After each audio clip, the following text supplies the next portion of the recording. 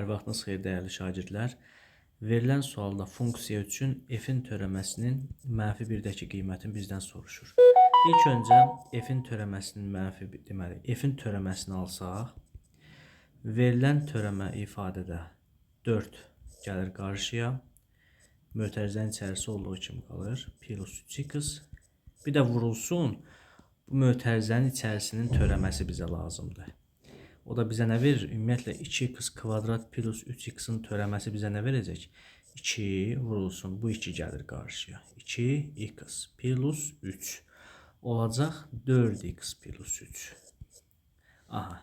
İndi törəmənin mənfi 1-dəki qiymətini hesablasam 4 vurulsun. 2 vurulsun mənfi 1-in kvadratı plus 3 vurulsun mənfi 1. Vurulsun 4 vurulsun mənfi 1 plus 3. F-in törəməsinin mənfi 1-dəki qiyməti olacaq. Mötərizə bizə nə verir? 2 minus 3. Bu elədir mənfi 1. 4 vur mənfi 1 vur.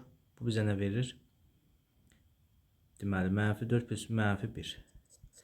Buradan da F-in törəməsinin mənfi 1-dəki qiyməti olacaq müsbət 4. Yəni A variantı.